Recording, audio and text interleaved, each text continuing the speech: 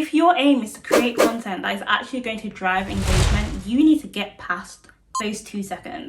You need to be able to grab people's attention from the get-go, and that is through having a hook. So I'm going to share a few examples of the way you can approach grabbing people's attention or using a hook, and one of them is by asking questions. I think the main thing with any piece of content that you create, through all of the steps that I'm going to share, is making sure that it's based or focused on the person. You can do that by using the best word in marketing to date, and it's you. So if you're asking a question, you want to direct it at the person that is engaging with your content. So it might be a case of why are you struggling to get engagement? Why does no one care about my social media posts? So making sure that whatever question you ask is tapping into them and their pain point. We'll talk about that in a minute, let's not rush ahead. But asking a question that is really going to get the person thinking, knowing that later on in your content that you're going to answer the question, is a great way to hook people's attention. Other examples of how to hook people is by using a statistic, can't speak. So for example, the whole goldfish example, like our attention span is like 2%, or it could even be less than that in the age of TikTok at the moment.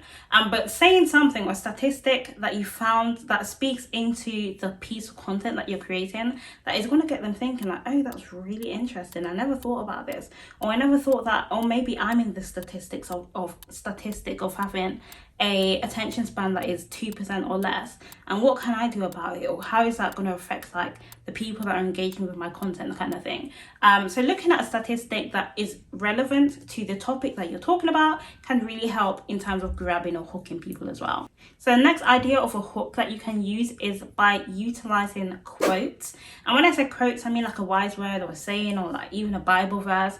But I know there's so many people that have grown a following based on just sharing quotes. So that is literally all their content is about. But outside of that, it's a great way to kind of start off maybe a video, maybe a social media post, because it gets people to think. And if you're providing like a quote that is actually going to help them, or is actually going to get them to think, and then you're expounding on that. Like I know that Christian influencers that will share a quote or a Bible verse and then explain it. And I think in the world of turmoil, if I can say that we're living in, is good to be able to give people like an encouraging word, or say something that is going to help them to think from a different perspective, and then expounding on that, or sharing about how you've applied that quote to what you're doing in terms of content creation, or how you've used that quote to kind of grow your personal brand or to grow your hair business. I feel like I always use hair as an example in these videos, but it's a great way to kind of engage people and to get people thinking. Another thing that I like to use, and this is generally sometimes I use it in titles for blog posts, especially with like social media posts, is having a numbered approach to like the content that you create. And let me explain. So you might create a post and it's like 7 reasons why you need to improve your content creation strategy, or 5 reasons why you need to use these hair products, again with a hair example. That is a great way to kind of get people to figure out or want to find out more about, okay, 5 reasons, what are these 5 reasons? And another great thing, I feel like I'm jumping ahead, is when you list that in from like 5, 4, 3, 2, 1. So it's like you're sharing the best tip last. So you're getting them to want to stay to the end to hear about the best tip, and you're slowly building up. So getting them to become addicted to your content, if we can say that, because that's kind of what it comes down to actually want to hear your tips or your thoughts and what you have to say, and see how it can help them. The second step to creating the perfect content creation formula is looking at pain points. And I think besides the word pain point is like a marketer's favorite word, because it ties into all of the content that we create.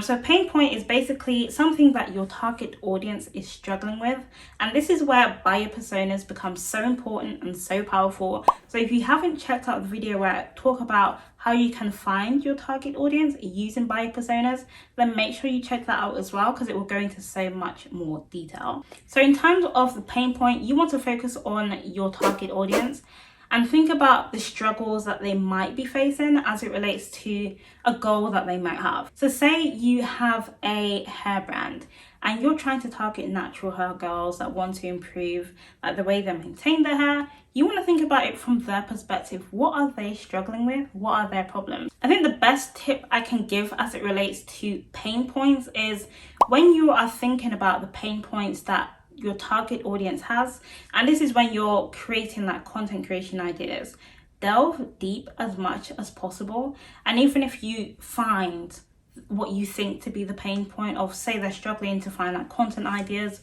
but why? What is the impact that it's going to have on them? And maybe it's they don't know who to target in terms of their target audience. Why? What is the impact that's going to have? It's going to impact their engagement. It's going to impact their growth. Why do they want to grow? And they might want to grow because they want to monetize. Thinking about it from other people's perspective and delving deep to get to the emotional aspect. So on the surface level, everyone has a problem or something that they want to solve. So struggling to find content ideas might be the surface level problem, but there's a reason behind that. There's a goal behind that. So tapping into that as much as possible is really what's going to help make people think, or help them to see that you are really going the extra mile to provide valuable content that is actually going to help them on an emotional level, and to help them to reach that goal that deep down they know that they have, and maybe they haven't thought about it for a while, or they haven't considered it in depth. So seeing that you can relate to them is very, very, very important to drive an engagement and making sure that you have that perfect formula for content creation. So once you have talked about the pain point, the next step is to share how you can fix the pain point. So granted, we don't want to leave people hanging with a problem and no solutions. I think if that was our approach to content creation, it would be a very depressing state. But luckily, we should have that approach of talking about people's pain points or helping people to realize that they have a problem and then sharing how we can fix that problem. And it can be even as simple as being a influencer and you're talking about, or you're doing like a clothing haul, and it can be a case where you have like all of these summer outfits and you're talking about how people might be struggling to find the right clothes to wear for summer, or like an event that is coming up. And then you talk about, okay, these are the products or the items that you can buy, and this is where you can get them from to help. You might provide a discount or something like that. So making sure that your content and it works for literally every piece of content that you create, from short videos to like a haul, like a longer kind of form video, or a blog post if you're delving into that as well. In terms of making sure that you're grabbing people's attention, you talk about the pain point and then you talk about how you fix that. And all of that should tie in naturally to the previous steps that we mentioned. In terms of how to fix the pain point, I would say it's great to give like a tip or a piece of advice. So say you're creating a short form video, great to follow this approach. But at this third step of trying to fix a pain point, you might just share one tip that is really going to help them, or one piece of advice that is really going to help them. Because remember, in terms of like social media posts and short form videos, people aren't trying to spend all day on that piece of content. They want to move on. And if they do want to take the next step, then you can talk about that as well. The last step that we want to think about in terms of creating the perfect content formula is talking about or having a call to action. And what is a call to action? I think like the definition is in the term itself. It's basically a call for the person to take an action. Or if I explain it a bit better, it's a way of saying, okay, I've talked about the pain point. We talked about how you can fix the pain point. Wow, I can't speak.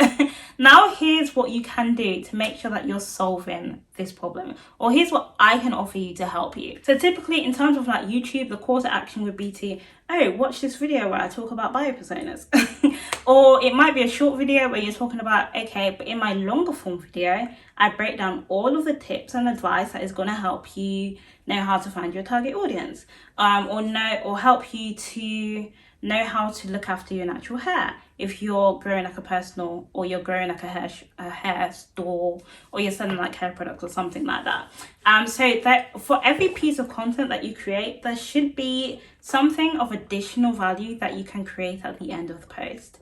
Even if it's a case where you're creating TikToks, and your call to action might be, oh, make sure that you follow my TikTok for more tips and advice. And that is what's going to help really grab their attention and engagement, because once they've seen that you can provide value to them, once you've grabbed their attention, you've talked about their pain point, you've fixed their pain point, and now you're offering them something more, that is a great way to kind of create a community of people that want to engage, that care about you, and your approach to fixing their problems. And that is it. That is literally the very simple 4-step process to creating the perfect formula to help you improve your content creation. But hopefully this video has helped you. Make sure that you like and subscribe if it has. That's my call to action. And my second call to action is make sure you're watching my buyer persona video as well if you haven't, where I talk about more in-depth how you can grow or find your target audience. Right, I'll see you over there. Bye guys.